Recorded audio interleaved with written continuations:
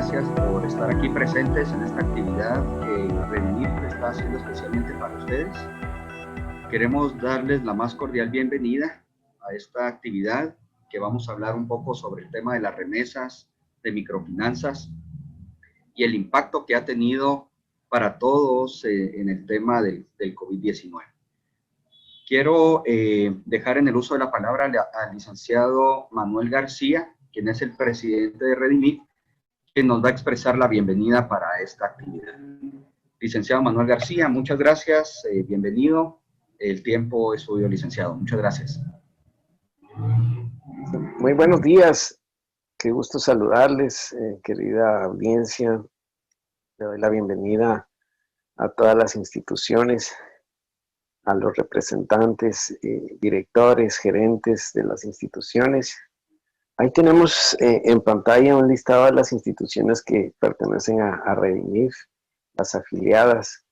Tenemos a ADME, CREER, MUDE, Puente de Amistad, Share, Copedel, Reficon RL, Crisol, Fafides, FAPE, FFDL, Fundación Génesis Empresarial, Finca, Fundación Progresar, Fundespe, Maya Versátil, Vision Fund, Guatemala. Y le damos la bienvenida a todas las instituciones que están ahí representadas y pues también le damos la bienvenida a otras instituciones que nos visitan, que nos acompañan en nuestras actividades. La cobertura de Redimir son 17 microfinancieras, 5 asociaciones, 2 cooperativas de ahorro y crédito, 8 fundaciones y 2 sociedades anónimas, porque así de diversificado está ahora todo el sector de microfinanzas y qué bueno que estamos creciendo. Tenemos más de 283.343 clientes en la MIPYME, 75% mujeres y 73% rural.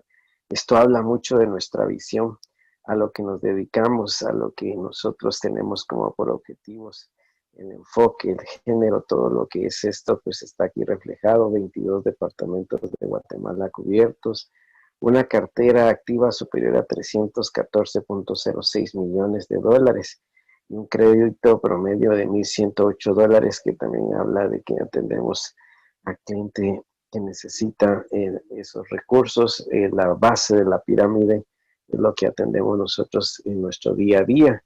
Ese es el actuar de Redimif todos los días y estamos contentos de tener esta conferencia. Agradecemos la participación del ingeniero Gumercindo Velázquez, y también del licenciado Pedro Pablo Solares, que nos están acompañando en esta mañana. Y estamos hablando del tema de la importancia de las remesas en el sector económico, en la economía emergente y la respuesta al COVID-19. Esto es algo muy importante y las remesas seguirán siendo un pilar importantísimo en nuestra economía guatemalteca. Somos un país vulnerable, estamos solidarios con todos los que han sido afectados por esta tormenta que nos azotó al país, también en Honduras, en Nicaragua, pero también en Guatemala. Muy fuerte, muy duro. Todo lo que es el nororiente está afectado y sabemos que la recuperación no va a ser rápida. Tenemos la emergencia nacional del COVID, pero somos un pueblo resiliente, somos instituciones que también luchan, que apoyan a su gente. Y también hay mucha gente allá en el norte, en los países donde han decidido muchos ir a buscar otras oportunidades y han generado ingresos importantísimos. Estaba viendo las estadísticas del Banco de Guatemala de ingresos de divisas por remesas y en lo que fue el 2019 fueron 10.508.307 quetzales y en el 2020 van 9.193.000. En el centro de la pandemia se bajó un poco el nivel de ingresos por divisas, por remesas, 690.769 en el mes de abril, pero ha vuelto a millones, estoy hablando, y ha vuelto a repuntar 1.132.959. Estamos hablando de ingresos en dólares importantísimos para nuestro país. Este es un pilar de la economía y sabemos que esto sostiene, ayuda a muchas personas en nuestro país. Hay mucha gente que ha ido a otros países y que está enviando sus remesas y que esto activa la economía y va a ser un pilar para la reactivación económica de Guatemala, de nuestros países. Bueno, yo creo que les he hablado un poco del tema, pero quienes mejor lo van a exponer son nuestros estimados que tienen hoy pues a desarrollar este tema. Agradezco su presencia, agradezco el acompañamiento a las actividades programadas por Redimif, al licenciado Daniel Ruiz, a cada uno de ustedes. Tengan un excelente día, deseamos lo mejor para Guatemala, lo mejor para Centroamérica, para el mundo, y que podamos juntos ir reactivando, ir construyendo una nueva Guatemala con el esfuerzo de todos y con la ayuda de Dios. Muchas gracias.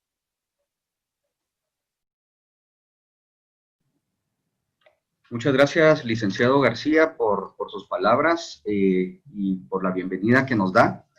Yo tengo a bien presentar la hoja de vida del licenciado Pedro Pablo Solares, que nos va a dar la primera parte de esta conferencia. Quiero leer su resumen de hoja de vida y que conozcamos la experiencia que él tiene en este segmento específicamente de remesas, de migración. El licenciado Pedro Pablo Solares es abogado, egresado de la Universidad Rafael Andívar, de aquí de la ciudad de Guatemala en el año 2001. Ha trabajado en comunidades migrantes desde el año 2005, principalmente en aquellos pueblos indígenas mayas, residentes en áreas rurales de 18 estados donde la población guatemalteca es emergente. En la actualidad es un referente en la problemática migratoria guatemalteca como analista político, como consultor social para organizaciones no lucrativas y consultor económico para entidades comerciales de distintas industrias y emprendimientos. También ha sido comisionado por jueces estadounidenses para acciones que deben ejecutarse en áreas remotas de Guatemala y principalmente en sus áreas indígenas, carente de presencia estatal. Ha elaborado informes legales y sociales que se han constituido en prueba judicial y han servido como testigo experto ante jueces estadounidenses en casos que involucran a migrantes guatemaltecos. En lo público, colaboró como asesor del despacho del Ministerio de Relaciones Exteriores y promovió, también dentro de su ayuda, a redactar la única legislación nacional vigente para regularizar la identidad legal de guatemaltecos apatriados en el extranjero y asesoró de forma honoraria a la bancada de oposición en el Congreso de la República. Más allá de su base jurídica, gracias a su capacidad de vinculación de las realidades migratorias tanto en Guatemala como en Estados Unidos, se le solicita con frecuencia para colaborar en acciones periodísticas y académicas con instituciones de reconocimiento y alcance global. Todas las semanas publica en el diario Prensa Libre una columna que aborda esta problemática migratoria en Guatemala. Como conferencista no se limita a un marco teórico, sino que incorpora la vivencia del campo donde suceden las historias, valora el potencial económico de las actividades relacionadas con la migración y promueve sobre todo que la causa de la migración se aborde desde un enfoque humano. Su cotidianidad es una mezcla entre la atención de casos particulares, la comunicación social y el activismo público, todo centrado en la promoción de la dignidad humana. Licenciado Pedro Pablo Solares, usted tiene el uso de la palabra en este momento y muy amable por su participación.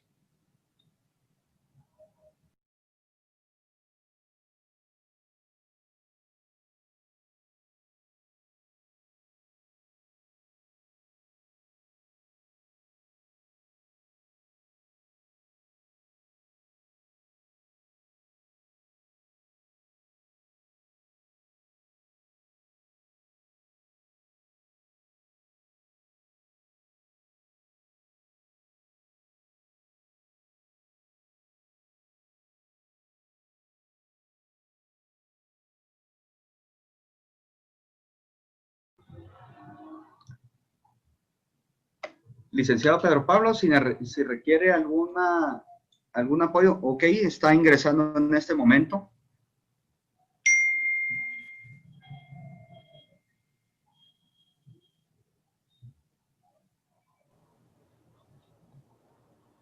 Adelante, Lic Pedro Pablo, ya le escuchamos y le vemos. Muchas gracias. Disculpen, fue un error mío por ponerme nervioso de la emoción de estar con ustedes el día de hoy. Buenos días a todos los que nos escuchan desde diferentes partes del país. Estoy seguro en esta actividad de Redimif, de la red, a la que le doy muchísimas gracias por su invitación el día de hoy. No solo a mí, sino que especialmente al tema de las remesas familiares y al tema de la migración guatemalteca, que hoy en día se ha vuelto parte de nuestro diario vivir en los medios de comunicación, en las radios, en las conversaciones del país. Pero estoy seguro que en especial ustedes lo han sentido, vivido y han sido testigos de este gran fenómeno que nos aborda desde las comunidades donde ustedes se encuentran. Esta hoja de vida que tuvo el favor de leer Daniel creo que es un poco pretenciosa porque de alguna forma trata de encapsular el trabajo que yo he hecho, pero sí quiero compartirles que cuando yo hablo de remesas, cuando hablo de este tipo de actividades que se dan en un marco teórico, digamos, en el país, trato siempre de regresar a la montaña, de estar allá, por ejemplo, en alguna de las montañas de Huehuetenango. Pienso inmediatamente ahorita en la aldea Chesh, una aldea de Aguacatán, donde uno tiene la oportunidad de poder pararse en esa hermosa montaña y ver hacia el sur y se mira toda la cadena de los volcanes de Guatemala. Creo que hasta se miran los de la Antigua, desde Huehuetenango, se mira la costa del Pacífico en un día que no haya mucha nube.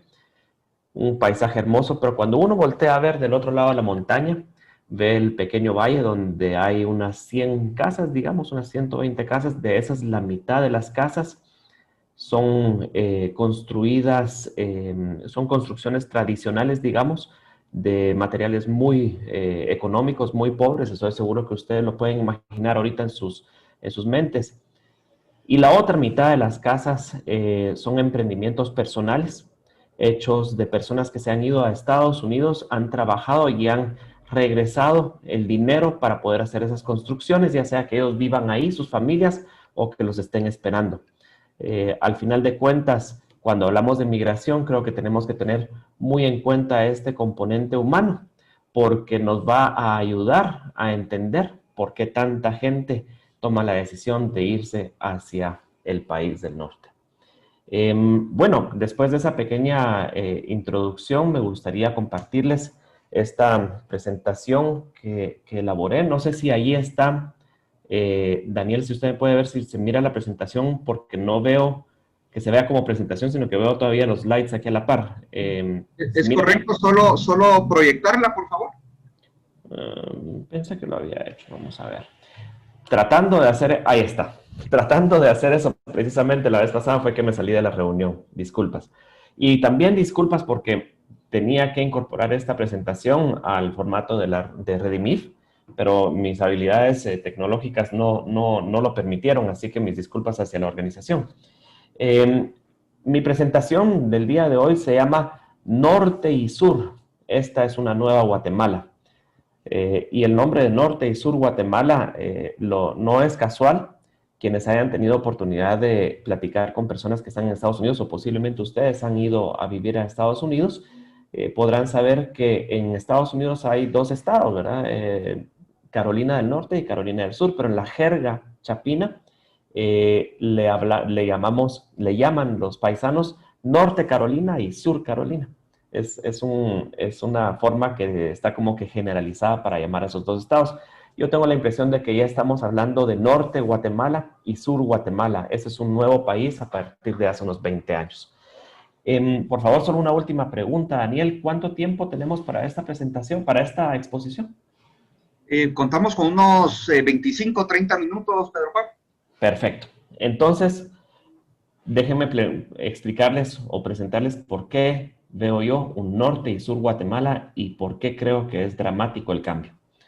Miren, aquí tenemos una pequeña gráfica en la que vemos la situación poblacional guatemalteca en el año 2000. En ese entonces, el Banco Mundial hablaba de que 12 millones de guatemaltecos vivían en Estados Unidos, en Guatemala, perdón. Mientras que el censo estadounidense, en ese entonces bastante exacto, logró encontrar a 350,000 guatemaltecos que vivían en aquel país. Eso hace una proporción aproximada de 97% viviendo en territorio nacional y el 3% viviendo en Estados Unidos. Esto fue en el año 2000, ¿no? El año 2000, si ustedes se dan cuenta, no fue hace mucho tiempo, fue apenas hace 20 años. Ya estamos hablando de la era más reciente del país. Apenas estábamos en las fiestas del cambio de milenio. 20 años después, ¿cuál es la situación que tenemos en este país? De acuerdo con la información, de acuerdo con la información que nos da el Ministerio de Relaciones Exteriores, de 97 a 3 hemos pasado a una población aproximada de 16 millones viviendo en Guatemala y más de 3 millones viviendo ya en Estados Unidos. Esto conforme a lo que ha informado oficialmente el Ministerio de Relaciones Exteriores, según los datos de las personas que obtienen pasaportes y tarjetas de identidad consular en cada uno de los consulados de allá de Estados Unidos. 20 años para que el país pase de ser una proporción de 3 a 97 a una proporción de 1 de cada 6. Un cambio dramático. Esto, por supuesto, se ha visto reflejado en la cantidad de dinero que ingresa al país en concepto de remesas familiares. En ese año, en el año 2000, estábamos hablando de que apenas se ingresaban al país un aproximado, para decir números redondos, de 500 millones de dólares anuales. Esta cantidad, así como decía muy bien el licenciado al principio de la presentación, estamos hablando de que este año se proyecta superar los 11,000 millones de dólares que ingresarán en ese concepto. Hay una cantidad bastante grande de creencias sobre estas remesas, estereotipos, podríamos decir, o paradigmas que de alguna forma van creando el pensamiento que tenemos en Guatemala acerca de esta cantidad, que hace 20 años era insignificante. Por supuesto que no lo era para las familias que lo recibían, pero a nivel nacional no se hablaba de ello, no se le ponía mayor importancia. Yo me acuerdo incluso que en el 2007, 2008, que empieza a hacer, que yo empiezo a trabajar más en esta área, la creencia generalizada en el país, en ese entonces, hace 13 años, era que las remesas posiblemente estaban creciendo, pero que eventualmente iban a bajar porque la política estadounidense llamaba desde ese entonces a la expulsión de personas que no tuvieran un estatus regular, o sea que no se creía que fuera a crecer de una manera muy significativa. Miren este cambio del año 2000 al año 2020, en 20 años, de 500 a 11,000. Pero esto es solamente parte de estos cambios. Miren lo que les voy a enseñar ahorita.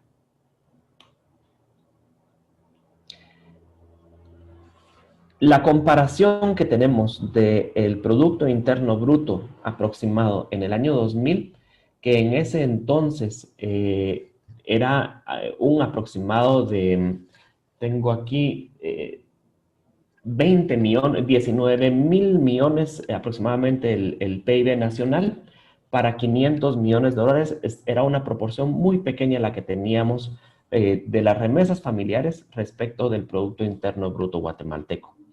Hoy en día, por supuesto, estamos hablando de que el Producto Interno Bruto, de que las remesas familiares tendrán una relación aproximada del 15% según lo han proyectado algunos expertos económicos en el tema, dado a que el incremento de las remesas, que va a superar, nuevamente digo, los 11,000 millones de dólares, va a competir de alguna forma con un estancamiento, con un decrecimiento del Producto Interno Bruto causado por la crisis económica de este año, 15% aproximado.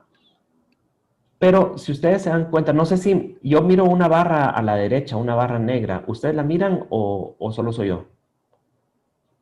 La barra del Zoom. Es únicamente en su computadora, Ah, licenciado. perfecto, me alegra entonces, porque entonces ustedes podrán ver bien esta gráfica. Aquí tenemos en el color azul el Producto Interno Bruto y en el naranja tenemos otra vez la misma cantidad de las remesas familiares. Pero ¿qué es este? ¿Qué es esta porción gris que podemos ver ahí? Eh, Quiero traer a colación en esta plática un asunto que creo que es muy importante, porque normalmente cuando hablamos económicamente de la migración, nos enfocamos a hablar de las remesas familiares, ¿no? Las remesas familiares, que es el dinero que los guatemaltecos producen principalmente en Estados Unidos y lo envían de una forma bancarizada hacia Guatemala. Sin embargo, sabemos que la persona que vive en Estados Unidos no envía, obviamente, el 100% de la cantidad que produce allá. Es decir, produce una cantidad, gana un sueldo o genera un ingreso y de ese ingreso, pues únicamente envía una parte. ¿Por qué? Pues porque obviamente necesita guardar una cantidad para poder consumir, para poder usar en el lugar donde vive. Lamentablemente el país no tiene un enfoque para poder saber cuánto es exactamente esta cantidad. De hecho, tenemos muy pocos números respecto de las remesas y de la migración en Guatemala. Pero haciendo ciertas llamadas, ustedes que están en campo posiblemente lo pueden percibir de una mejor forma que yo. En algunas comunidades hemos visto que la gente acostumbra enviar, qué sé yo, un aproximado de la mitad de lo que recibe.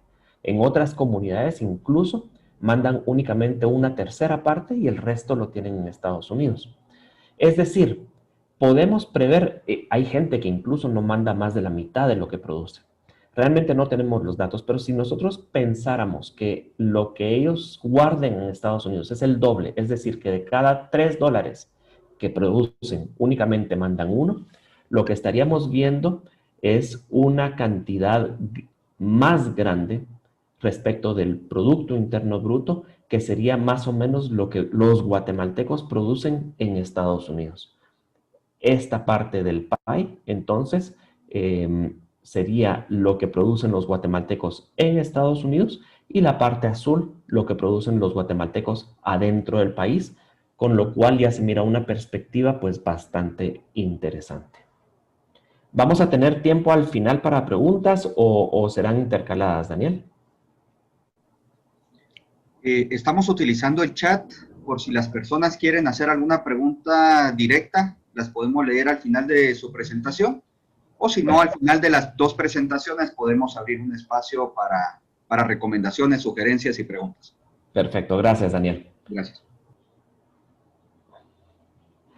Esto, de alguna forma, creo que es algo que no ha sido lo suficientemente percibido en el país.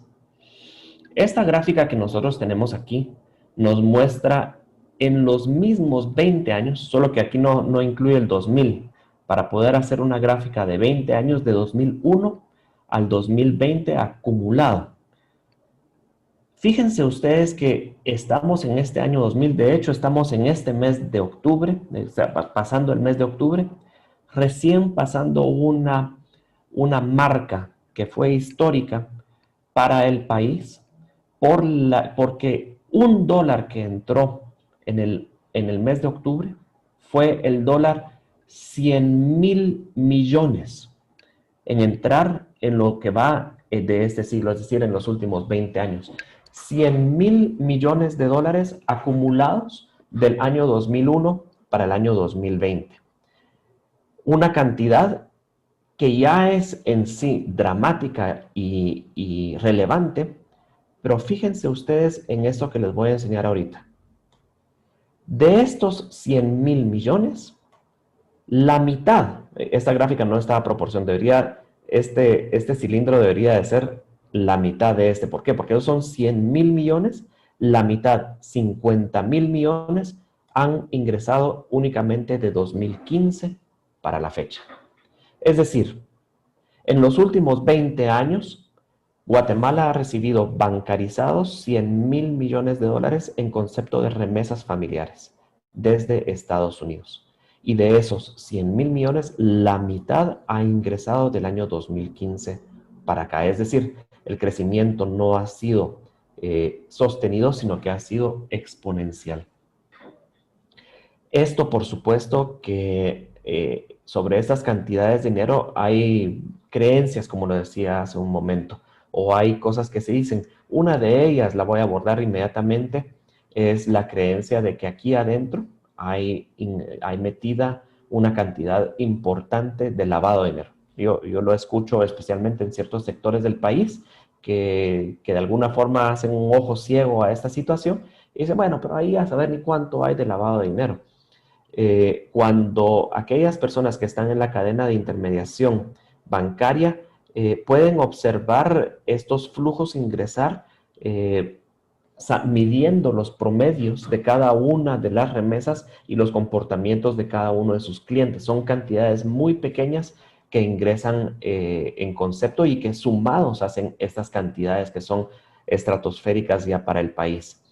De estos 500.000 millones que han ingresado, perdón, de esos 50.000 millones que han ingresado al país del 2015 para acá, también tenemos que hacer una observación importante y es que esto solamente es lo que ha ingresado al país como dinero efectivo a través de los bancos. Sin embargo, todos conocemos la situación que sucede cuando emigra una persona hacia Estados Unidos que envía capital, digamos, hacia el país en otras formas que no son bancarizadas. Por ejemplo, la enorme industria de las encomiendas familiares. Son aquellas cajas que ustedes, estoy seguro que han visto en sus comunidades y que día a día ingresan con electrodomésticos, con vestimenta. No sé si más de algún dólar en efectivo vendrá dentro de esas cajas, pero incluso yo he visto que hasta comida mandan, ¿no? Cajas que ingresan diariamente y que de alguna forma se incorporan a la vida económica familiar de las familias que la reciben aquí en Guatemala. Eso para mencionar, por ejemplo, las encomiendas, pero también sabemos que existen otras formas de enviar los dólares que se producen en Estados Unidos que no están bancarizados. Solo para mencionar un ejemplo, los 8 o 10 aviones diarios que ingresaban desde Estados Unidos el año pasado antes de la pandemia, llenos de paisanos guatemaltecos que tienen un límite de hasta $10,000 para ingresar en efectivo. Es decir, existe una cantidad de dinero que crea una dependencia económica respecto de las familias que viven en Estados Unidos y que no están contabilizadas en estos 100.000 millones de dólares, prácticamente 780.000 millones de quetzales que han ingresado del 2000 para acá. Esta gráfica, antes de pasar al próximo slide, quiero comentarles que tiene un reto por delante muy grande. Yo creo que aquí empezamos a aterrizar en el propósito de la plática, porque si nos damos cuenta, este dinero de alguna forma no ha logrado impedir que Guatemala caiga en el índice de desarrollo humano que publica anualmente el Programa de Naciones Unidas para el Desarrollo, el PNUD, toda vez que hace 20 años, cuando esta cantidad de dinero no había empezado a ingresar, estábamos 6 posiciones más arriba de lo que estamos actualmente. Es decir, en los 20 años que han transcurrido, ya entraron 100.000 millones de dólares. Y ojo, este dinero ha entrado directamente a las comunidades prácticamente sin un costo de intermediación. No hay burocracia, no hay empleados contratados por parte de agencias internacionales para poder trasladar estos fondos. No, es dinero que entra casi en su totalidad, por supuesto, salvo el costo bancario, pero casi en su totalidad ingresa de la persona que lo envía directamente a la persona que lo recibe en Guatemala. generalmente en los lugares que más desarrollo necesitan del país. A ese pesar, insisto, en los 20 años que han pasado, creo que es el puesto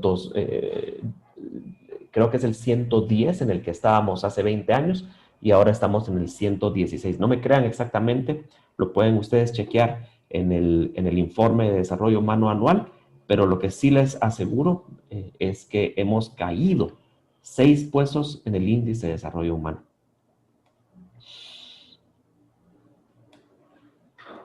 Pasando a otro tema, hay cierta preocupación constante en Guatemala para poder explicar este fenómeno de crecimiento de remesas.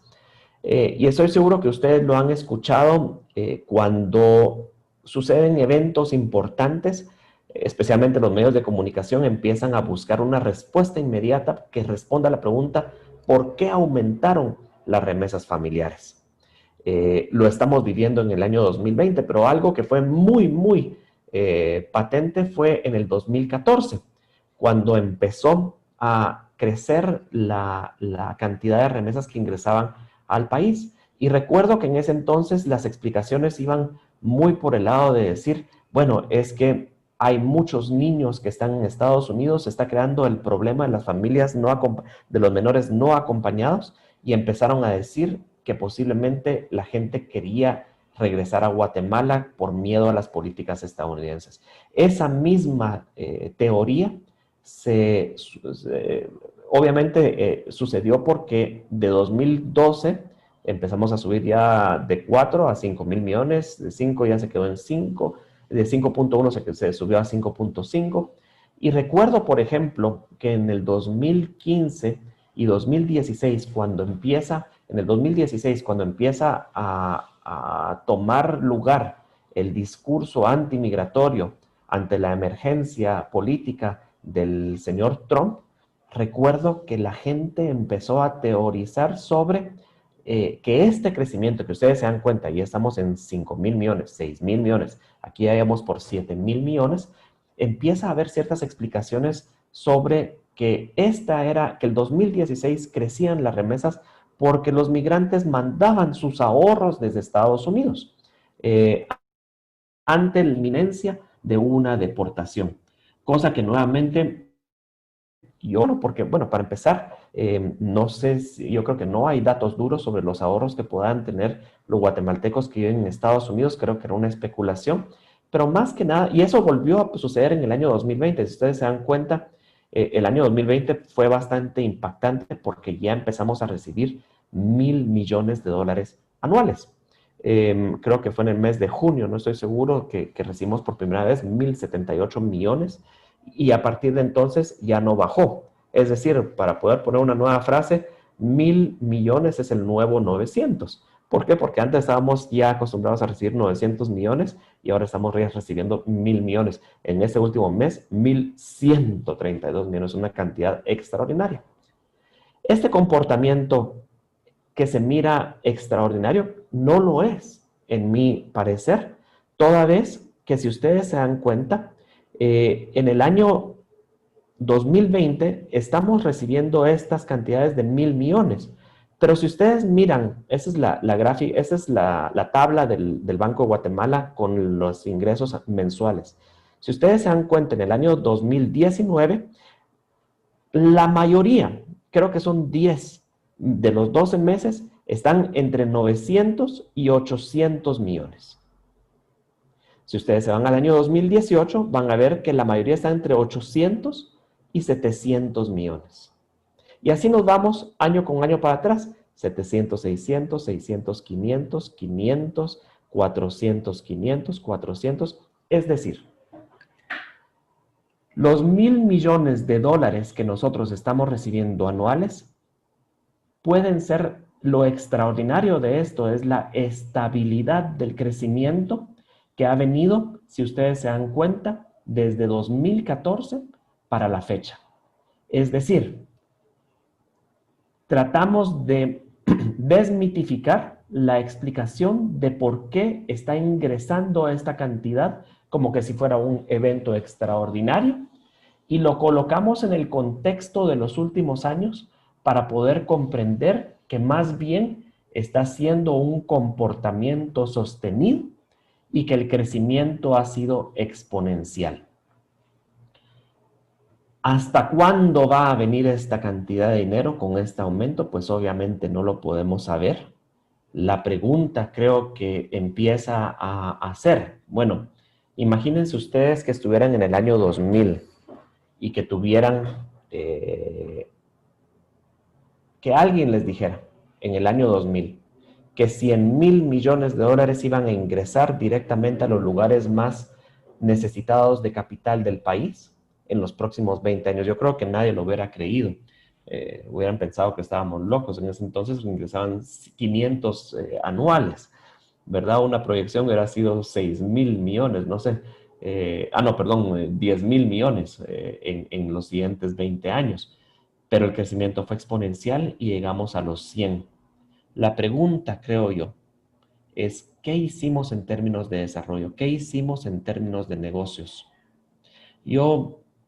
A mí me gusta contar anécdotas de lo que veo y empecé a pensar un poco más en esto. Creo que fue en el mes de julio o agosto que tuve la obligación de viajar a Nevaj por un viaje de trabajo, y en el camino de regreso en la carretera vi una tienda. Me hubiera gustado compartírsela, no se me ocurrió ponerla en la presentación, pero una tienda saliendo de Nevaj que se llamaba la tienda La Frontera. Ya saben ustedes, a la orilla de la carretera, o una tienda color verde pueblo, aquel verdecito menta que es tan usado por nuestras comunidades. Y en esa tienda veía el símbolo del sueño americano traducido en un éxito personal. La pregunta es, ¿qué sucedió con ese dinero? ¿Por qué ese dinero no impactó a otras personas? Las personas que viajan o que caminan a la par de esa tienda, así como de cualquier otra construcción que se hace con remesas, obviamente no ha tenido la oportunidad de participar de esa riqueza. Es una riqueza personal y por tanto su único imaginario es viajar también esa persona a Estados Unidos para poder lograr el mismo éxito. Creo que el reto más grande es, ya tuvimos dinero, ya tuvimos 100,000 millones, en los últimos 5 años tuvimos 550 millones. ¿Cómo hacer para poder traducir esto en negocios, en las comunidades que puedan volverse en agentes de desarrollo para más personas? Creo que por ahí va la plática, porque no sabemos hacia dónde nos tira los próximos 5 años. ¿Qué sabemos? Tal vez recibiremos otros 50 millones en esos 5 años que vienen de 2020 a 2025. Tal vez no. Tal vez vienen otros 100,000 millones. Si seguimos con la misma proyección, tardaremos entre 7 y 8 años en alcanzar otros 100,000 millones de dólares, 800,000 millones de quetzales. La pregunta es si estamos preparados para poder enfrentar, para poder aprovechar la generación de dinero que ha dado este nuevo concepto. Norte y sur, Guatemala, este es un nuevo país. Muchas gracias.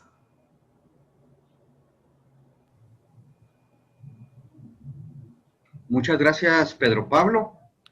Justamente esa es una razón de ser y el hilo conductor de esta actividad, lo que ahora nos lleva a conocer un poco sobre la experiencia de lo que se está haciendo actualmente en el contexto de las remesas, y por ello tengo a bien presentar al ingeniero Gumersindo Velázquez, quien nos acompaña.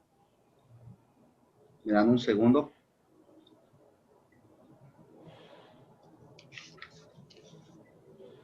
Quiero presentarles al ingeniero Gumersindo Velázquez, quien nos va a dar la segunda presentación del día de hoy. Él es director de Estrategia y Negocio de PayBMS. Él es ingeniero electricista por la Universidad de San Carlos de Guatemala, con amplia experiencia en telecomunicaciones, sistemas informáticos y fintech, enfocada en desarrollar productos y servicios financieros para la población no bancarizada que vive en Estados Unidos de Norteamérica. Profesional experto en integración de soluciones innovadoras, utilizando tecnología de vanguardia en aplicaciones móviles, brindando servicios de valor agregado como envíos de dinero de Estados Unidos a Latinoamérica. Cambio de cheques desde el teléfono móvil, recargas de balance a teléfonos móviles prepago, programas de lealtad, tarjetas digitales de regalo, pago de facturas por servicios, entre otros. Así también como asociados a una tarjeta personalizada de débito prepago con la marca compartida con Visa, accesible desde canales web y aplicaciones móviles. Es socio fundador de Money Access International Inc., empresa norteamericana que implementó el primer programa integrado de tarjeta Visa con servicios de remesa internacional y recargas telefónicas desde Estados Unidos de Norteamérica a Latinoamérica con la marca Tigo. Actualmente es director de estrategia y negocios para PayBMS, como les comentaba, una fintech norteamericana que a través de su plataforma desarrolla soluciones financieras para la población migrante que vive en Estados Unidos. En los próximos días saldrá al mercado norteamericano el producto AB Cash Visa, programa que brinda la facilidad de envío de dinero y recargas telefónicas a Latinoamérica, disponible en plataformas web y aplicaciones móviles. Para el primer cuarto del próximo año 2021, con la participación de un carrier international, PayBMS llegará o entregará al mercado el primer programa de remesa internacional desde Estados Unidos y Europa en la misma aplicación. Por lo tanto, dejo al ingeniero Gumersindo Velázquez en el uso de la palabra y recordarles que tenemos el chat abierto para sus preguntas, las cuales al final de la presentación de él abriremos ese espacio.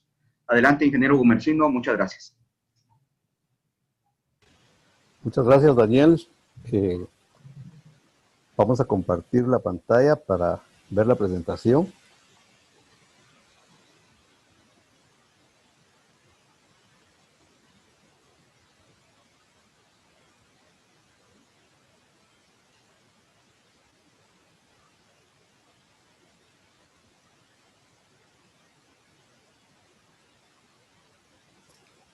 Ok. Bueno, buenos días a todos. Muchas gracias por la invitación.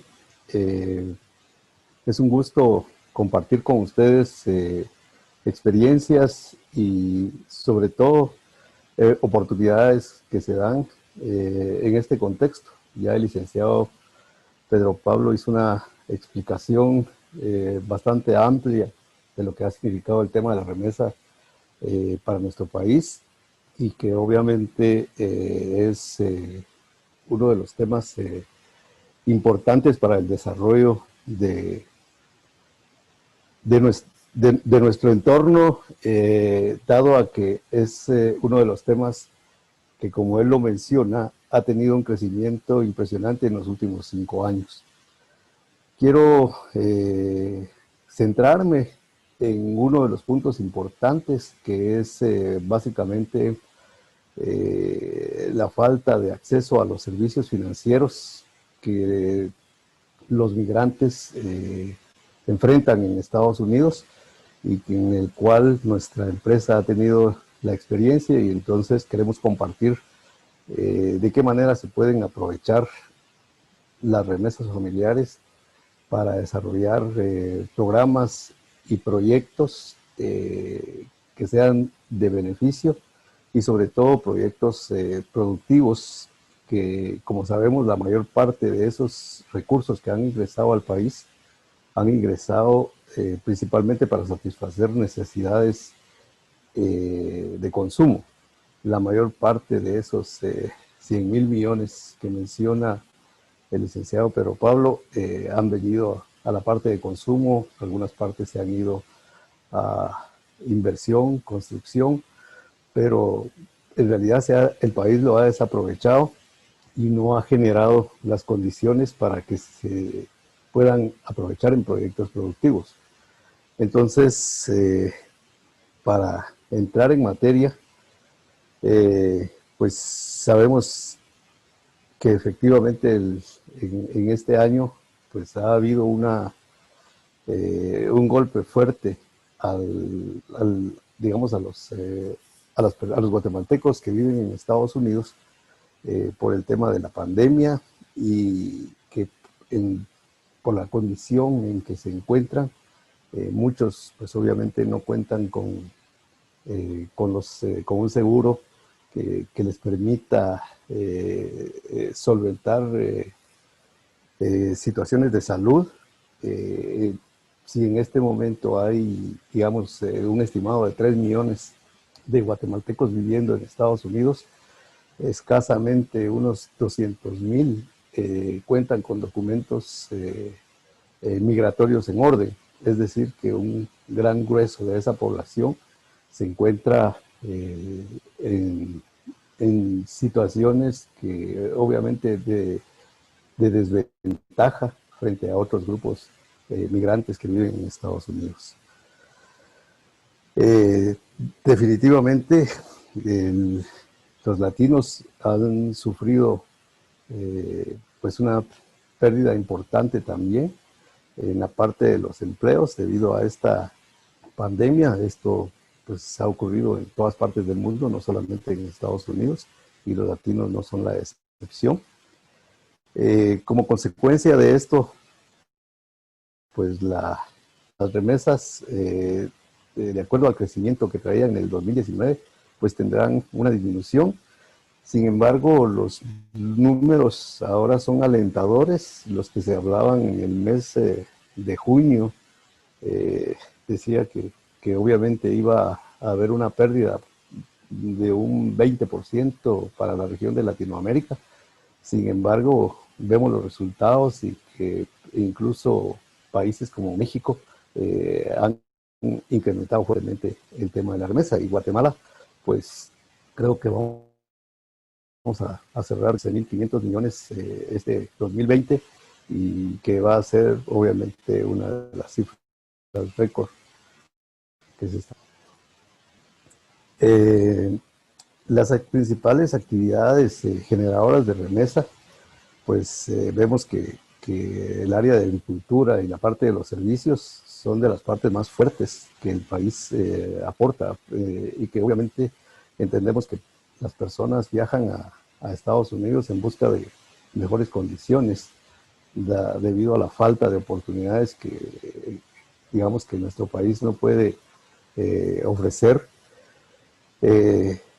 La mayor parte llegan principalmente a ocuparse en temas agrícolas, principalmente gente que es oriunda de San Marcos, Quetzaltenango, Totonicapán, Quiché, que están o se encuentran en áreas concentradas en Estados Unidos desarrollando labores agrícolas, y que en este contexto también entendemos que el país tampoco ha sabido aprovechar esa mano de obra, y las personas que han llegado pues lo han hecho no necesariamente se van en avión, sino que bajo condiciones paupérrimas que definitivamente generan pues para ellos una frustración, y que al final, estando en Estados Unidos, se encuentran también con situaciones vulnerables, y que se encuentran definitivamente en desventaja frente a otros grupos migratorios que viven en Estados Unidos.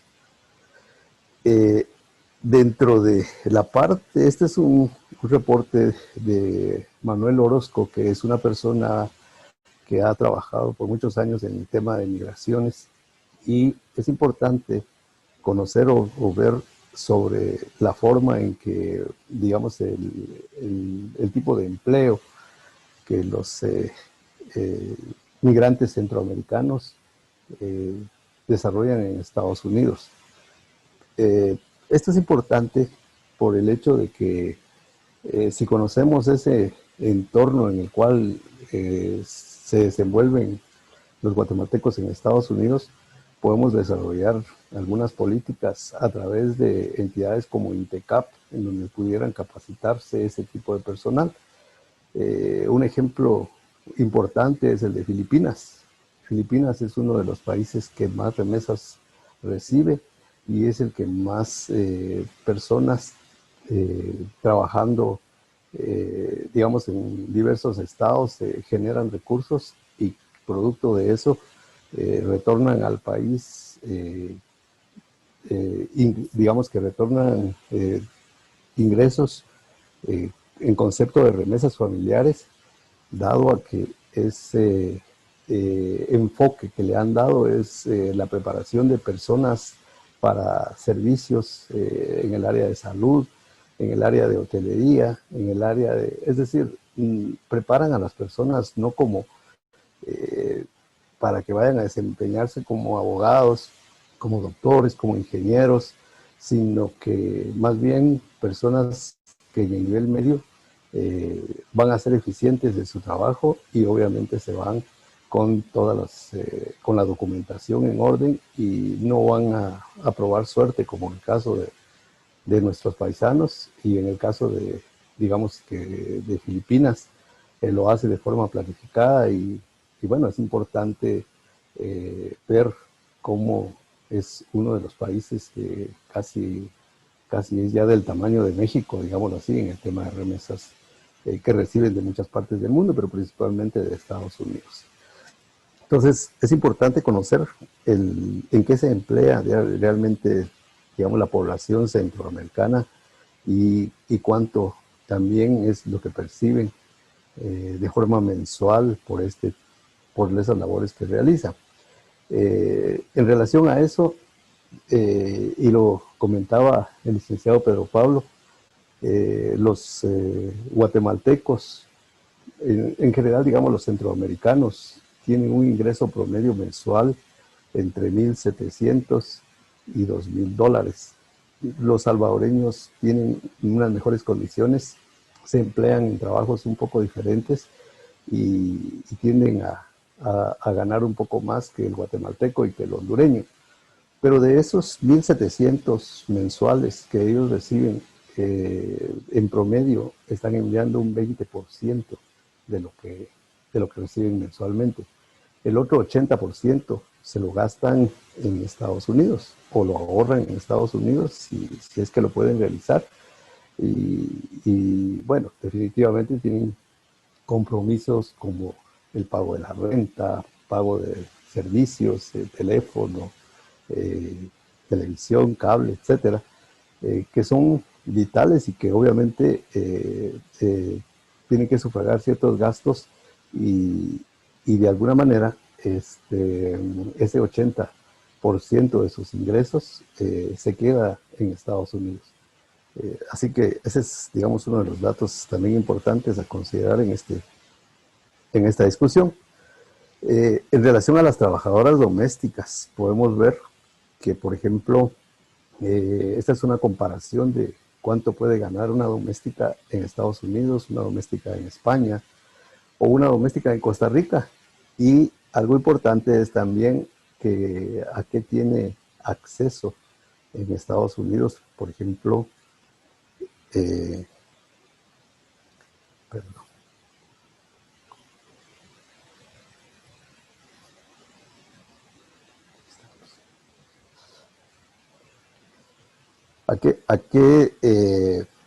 ¿Cómo es el comportamiento, digámoslo así, o qué hace realmente esa persona con el dinero que gana? ¿Cuánto realmente, qué porcentaje puede ahorrar?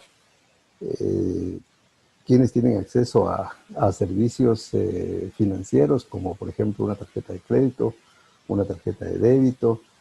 Y obviamente digamos, una trabajadora doméstica en los Estados Unidos, comparado con otros países, pues obviamente tiene un ingreso superior. Ya para entrar un poco en tema en cuanto a la parte de las microfinancieras, me tomé la molestia de mostrar esta gráfica, que son datos de Red Camif, aunque el licenciado García mencionó algunos datos iniciales, pero esto es lo que saqué de la página web de Red Camif.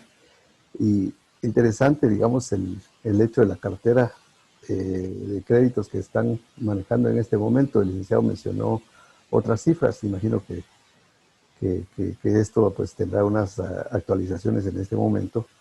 El caso de Honduras, que es muy superior, refiriéndome a la cartera de créditos que manejan actualmente, pero dominicana, que es muy superior todavía también al tema de Guatemala, al tema de Honduras.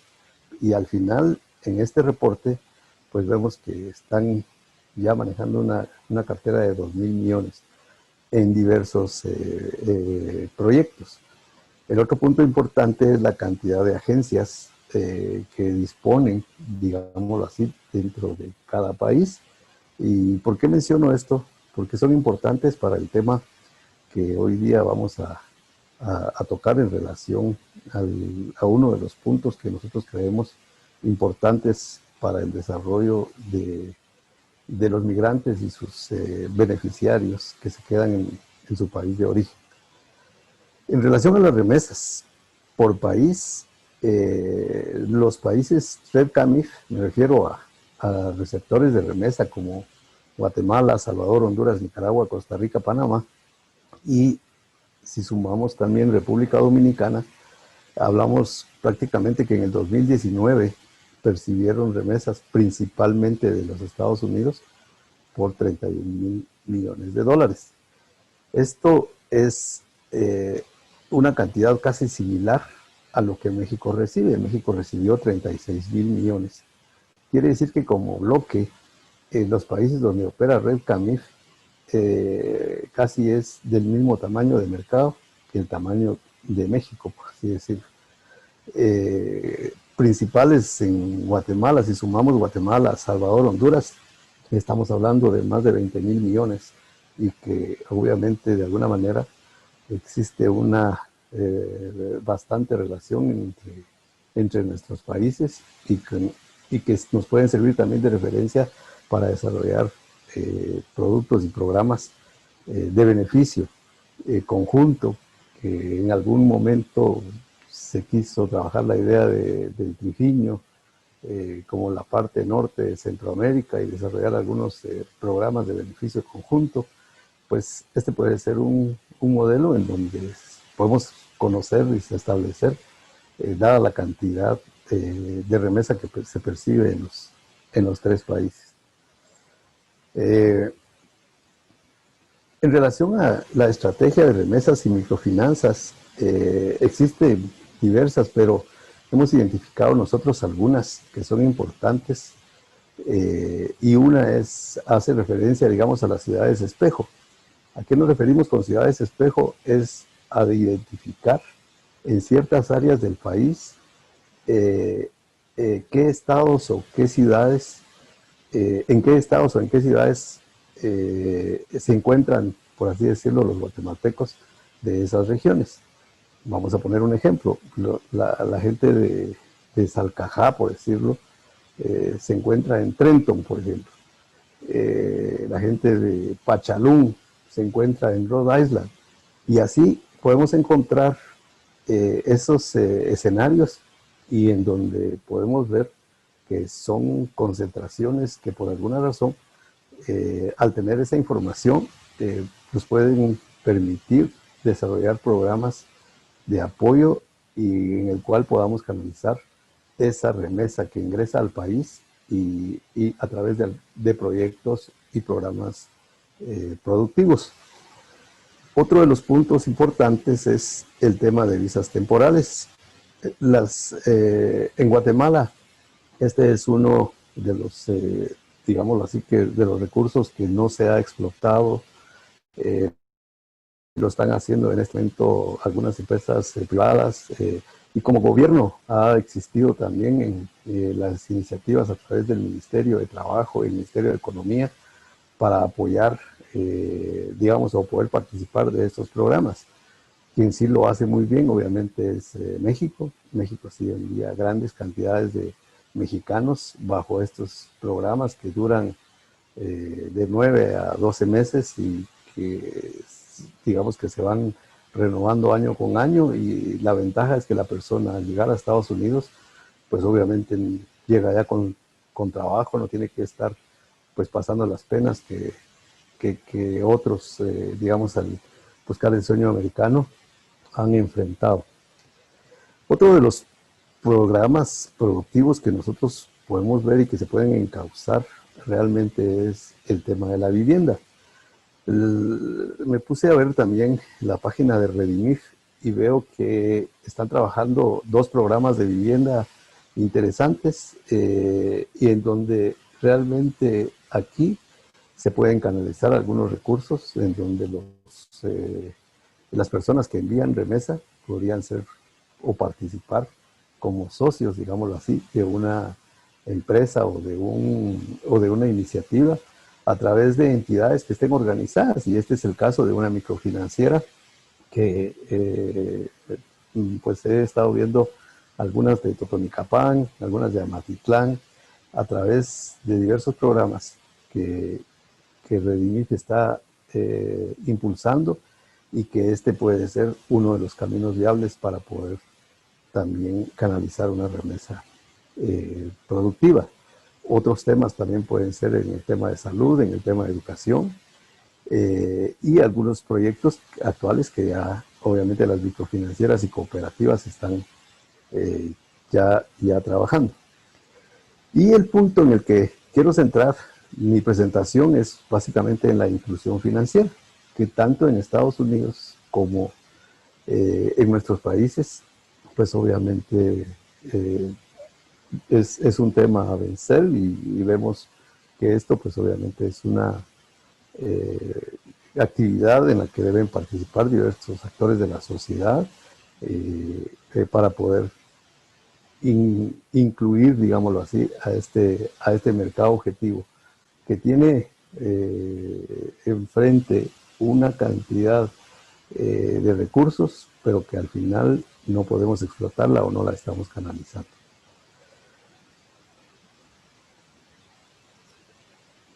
Pensando en Guatemala, digamos que una inclusión financiera podría ser, y ya lo están haciendo algunas entidades bancarias, ya lo están haciendo las cooperativas, pero también lo podrían empezar a manejar ya las microfinancieras, en el cual puedan identificar y puedan emitir, digamos que, cuentas con beneficios, que de alguna manera lo están haciendo en este momento, pero que quizá tal vez hay un paso importante que hacer al ya involucrar, digámoslo así, algunas redes financieras como Visa y Mastercard, que les podría no solamente dar algunos beneficios, sino que también facilitar algún tipo de transacciones que se pudiera dar con los asociados a las microfinancieras.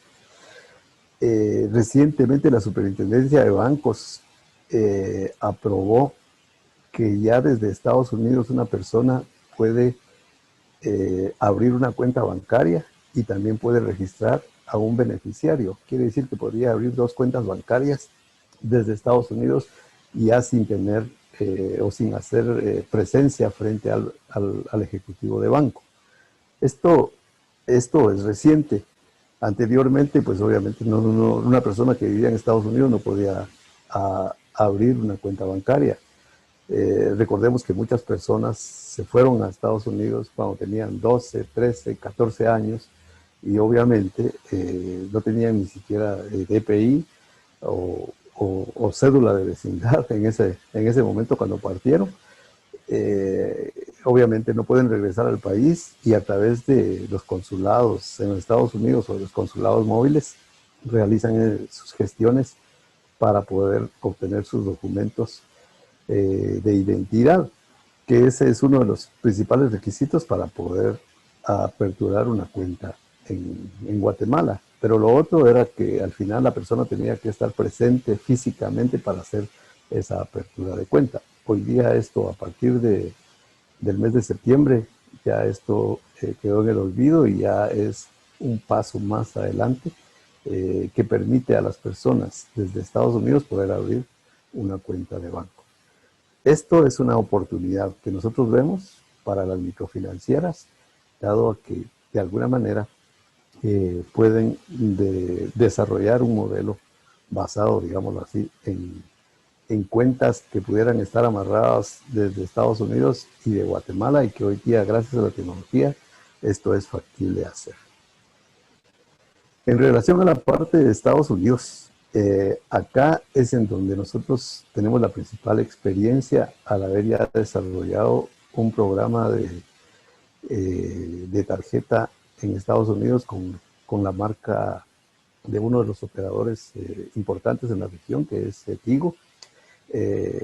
Bajo este concepto, nosotros desarrollamos el modelo en el que brindamos cuentas bancarias a los guatemaltecos que no tienen acceso, o a los centroamericanos que no tienen acceso a estos servicios en Estados Unidos, y en el que, además de abrir la cuenta bancaria, le emitimos una tarjeta Visa con todas las características de una tarjeta de débito, y que de alguna manera es uno de los programas que viene a apoyar o a darle, digámoslo así, un nivel de vida diferente al migrante, al poder contar con herramientas que de cierta manera le van a empezar a generar ya algún historial para que en un futuro pudieran ser objeto de crédito, que ese es otro de los temas importantes, por ejemplo, y que las microfinancieras lo están manejando bien. La mayor parte de clientes o usuarios de una microfinanciera no califican en el sistema bancario por la cantidad de requisitos o porque no cuentan con las garantías. Personas que desean remodelar su casa o construir su casa no son objeto de crédito, encuentran el espacio en las microfinancieras, pero creemos nosotros que la remesa como tal podría ser tomada como digamos que un factor o un elemento clave discriminador de una persona que sea objeto de crédito, al poder demostrar que ha enviado pues 3 remesas, digámoslo así, consecutivas mensualmente. Podría ser importante incluso hasta para determinar qué capacidad de crédito podría ser o podría tener una persona. Para esta parte nosotros podemos desarrollar en el mercado de Estados Unidos un programa o un producto que tiene, entre otros, los servicios más importantes que se pueden dar y los servicios más financieros más importantes que se pueden dar y de los cuales la persona utiliza en Estados Unidos. Entonces, podemos personalizar programas para las microfinancieras que sean básicamente el mismo producto en Estados Unidos y el mismo producto en Guatemala, obviamente con entidades financieras diferentes, tratando de tener en cuenta todos los temas de cumplimiento, especialmente los cumplimientos del sistema financiero de Estados Unidos. Nosotros hemos identificado obviamente las entidades que pueden satisfacer estos requisitos que nosotros buscamos para desarrollar estos programas. Las personas que que desean participar dentro de esto, pues obviamente vamos a pedirles sus datos de identificación personal en Estados Unidos, que esto es por los temas de conozca a su cliente. Hacemos obviamente un screen de las personas, de que no se encuentren en listas negras. Como toda entidad financiera, pues obviamente OFAC, para abrir o aperturar una cuenta en Estados Unidos no requerimos que la persona sea objeto de crédito, tampoco haber tenido una cuenta bancaria. Y aquí está la parte más importante. No es necesario para los programas que estamos desarrollando que la persona tenga su tenga un número de seguro social, que en su mayoría este es uno de los requisitos que les piden para poder ser usuario, digámoslo así, de servicios financieros en Estados Unidos. Entonces, en nuestro modelo, nosotros podemos hacerlo con un documento de identidad como el pasaporte, la licencia de conducir, o la tarjeta consular que la emiten los consulados en Estados Unidos. Esta es, digamos que, los requisitos que una persona en Estados Unidos debe cumplir para que nosotros podamos darle digamos, una cuenta de banco y una tarjeta de Visa personalizada con la cual o a la que podemos agregar servicios de valor agregado. Las características de la tarjeta que emitimos es una tarjeta marca compartida Visa, puede ser también de Mastercard, y es emitida por un banco federal de Estados Unidos y que tiene fondos garantizados hasta por los $250,000 por la FDIC, $250,000 por la FDIC. Podemos también, entre las actividades o lo que comúnmente realizan en Estados Unidos son envíos o recargas para la cuenta como tal, se necesita cargarle fondos, dado a que es un programa prepagado. La mayor parte lo realiza con fondos en efectivo que pueden hacer en tiendas de conveniencia, en los 7-Eleven, en Walmart, en cualquiera de estas 3 cadenas que vemos acá como MoneyGram, Western Union, Visa Ready Link en Estados Unidos. Podemos grabar o podemos cargar fondos hacia la cuenta bancaria del tarjetaviente. También otra modalidad de la carga de fondos es vía el depósito directo del empleador. A las personas en Estados Unidos generalmente les pagan con cheque. Luego ese cheque tiene que ir a una casa de cambio y luego de la casa de cambio se tiene que trasladar a la remesadora y el resto pues lo guardarán o lo gastarán ese es digamos así, actividades que realizan normalmente 2 veces por semana, porque generalmente reciben pagos de forma quincenal. Podemos también nosotros realizar el depósito de cheque vía el teléfono móvil. La tarjeta Visa pues es una tarjeta aceptada mundialmente para compras y retiros también de efectivo en cajeros automáticos. Las compras con PIN o firma no tienen costo para el tarjetaviente y lo que sí tiene un costo es el costo inicial de la tarjeta, que es de $4.95, que es un valor aceptable. Esto incluye el correo, incluye la entrega hasta la dirección que el migrante nos da para poder hacer la entrega de su documento.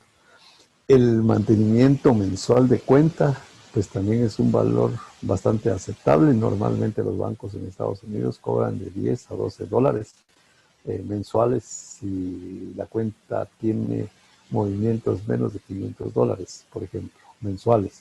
Pero si tiene movimientos arriba de $500, muchos bancos no cobran ese mantenimiento mensual.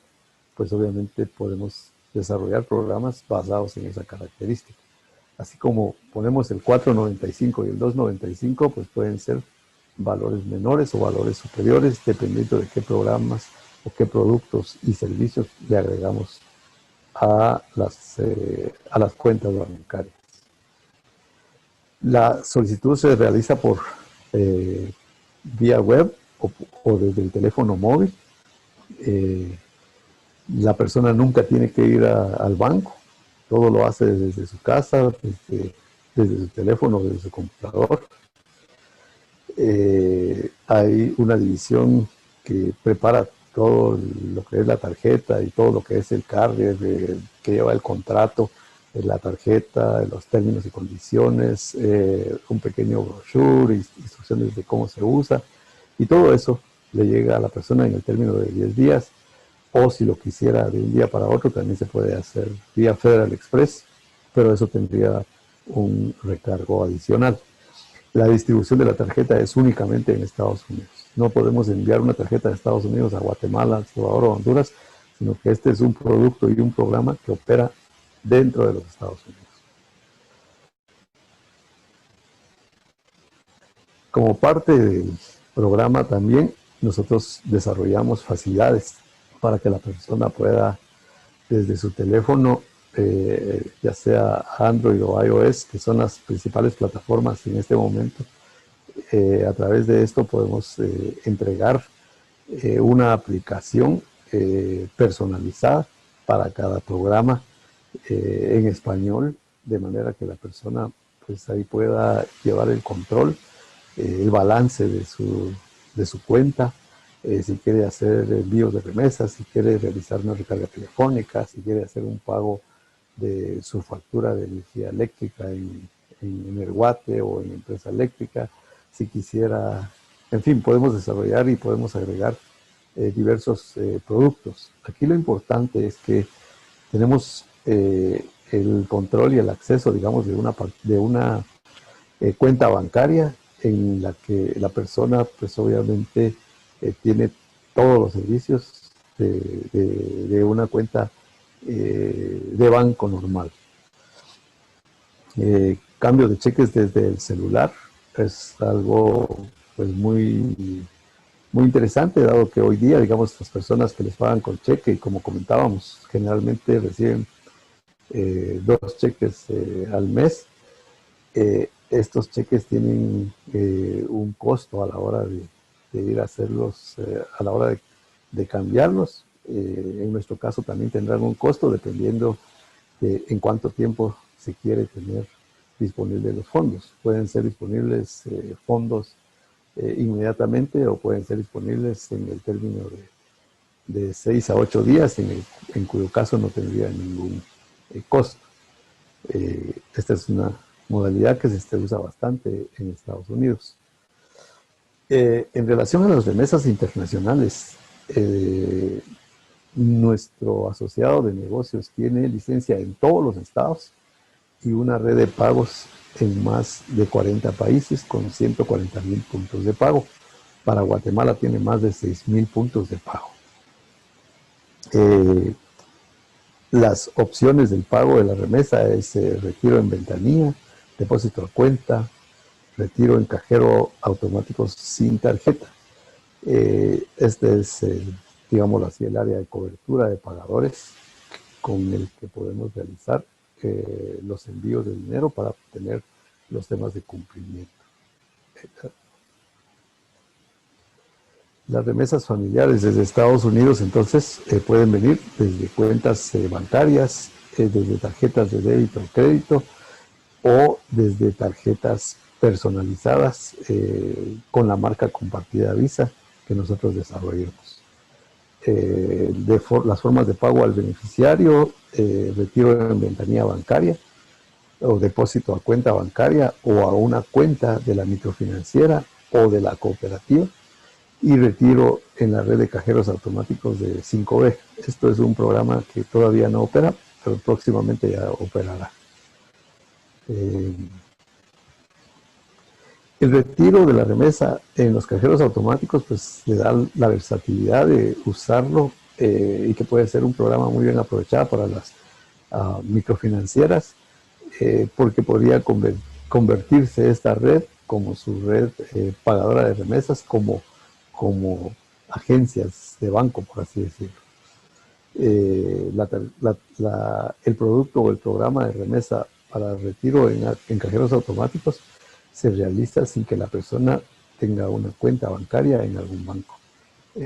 Los datos que se le piden son su número de teléfono, un código de confirmación de su remesa y el monto de la remesa. Básicamente, con esos datos, la persona recibe su dinero en los cajeros automáticos en las cantidades que los cajeros permiten.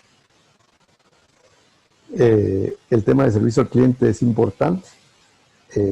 Una parte vital es el apoyo al migrante, digamos, de educación financiera sobre cómo utilizar sus servicios. Ok, yo creo que esto es en términos generales lo que nosotros podemos aportar y participar para las microfinancieras.